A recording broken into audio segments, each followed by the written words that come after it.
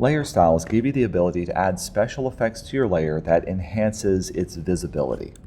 For example, it's kind of hard to read Island Paradise down here at the bottom. So let's add a drop shadow by selecting Island Paradise. We can then go up to Layer, Layer Style, and select Drop Shadow.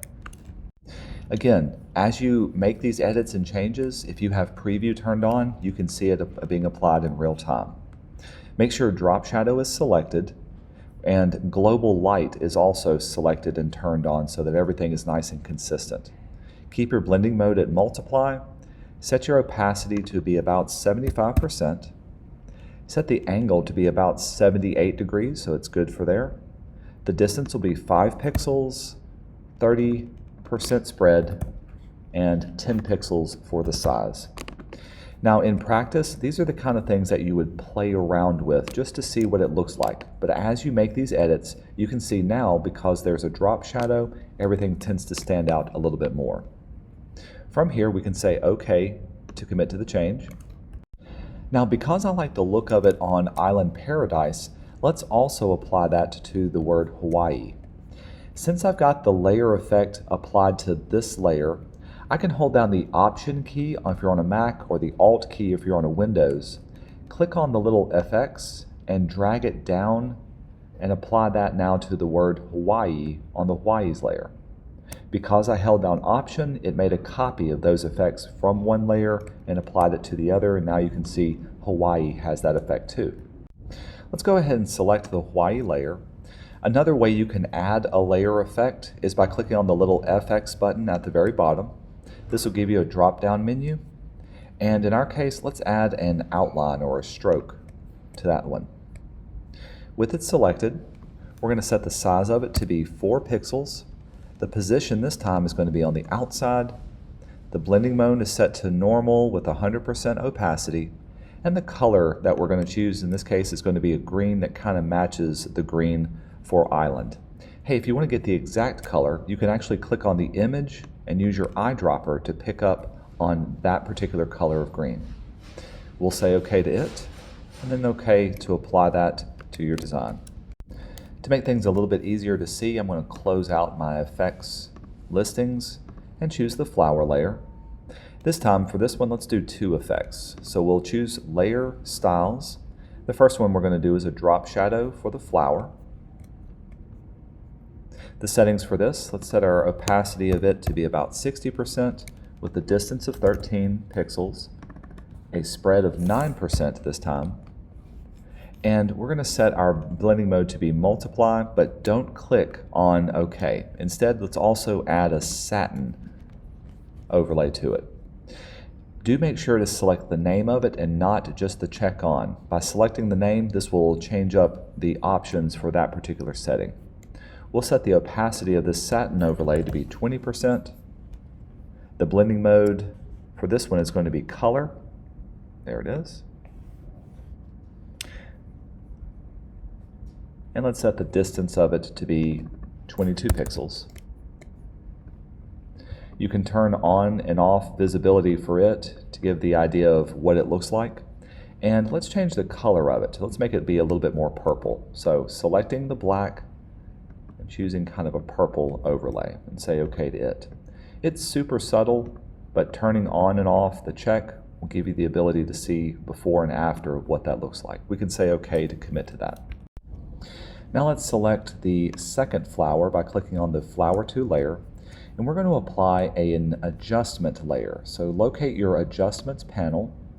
These adjustments allow you to apply color and tonal changes without permanently adjusting or changing the pixels for a given image. In other words, it's non-destructive.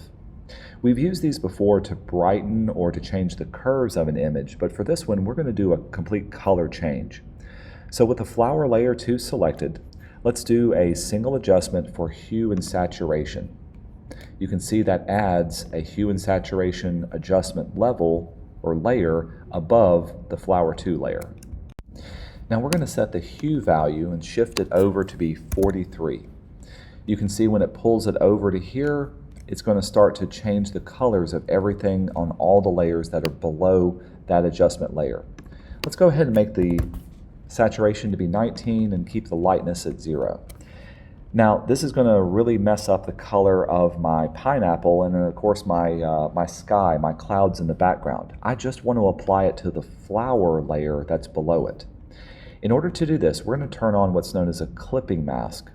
Clipping mask icons can be found at the bottom of your adjustment properties, which is this little square with the arrow pointing to it.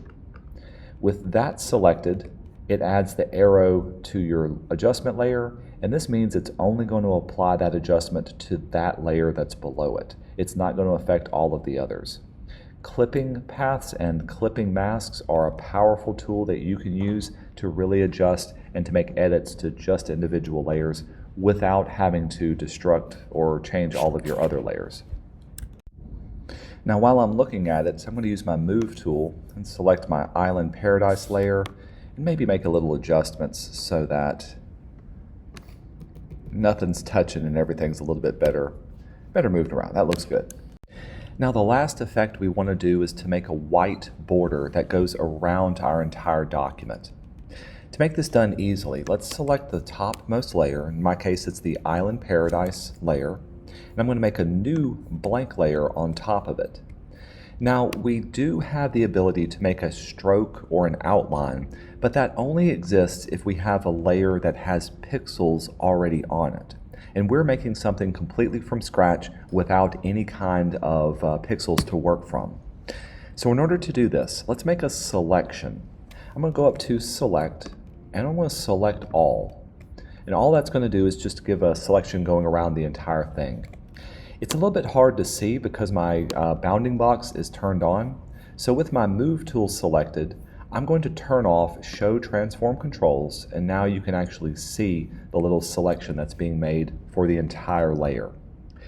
Next, let's modify this by contracting it in just a little bit. So let's go to Select, Modify, and in our case we want to modify the border of it. We're going to do that for 10 pixels and say OK. Now you can see the edges of it have been contracted in about 10 pixels. Finally, let's fill it in. We'll go up to Edit and down to Fill. For the contents, let's choose white and we'll say OK to this. And you can see how it adds a little white border around everything. Now we can go up to Select and Deselect to deselect the whole thing. The last thing we want to do is to flatten and save our files. With any tool selected except for the Type tool, so I've still got my Move tool selected, let's go up to Image and down to Duplicate. What this is going to do is to make a copy of everything that we have selected.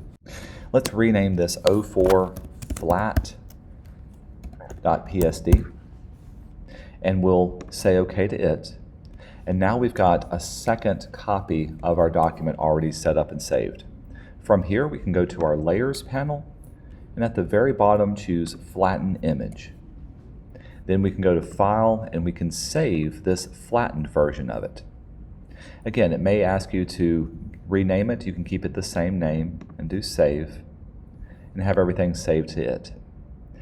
Now that this is done, save and upload the flattened version of this design to the Canvas page. You do not have to turn in, let's pull this back over. You do not have to turn in the layers working version, just the flattened version.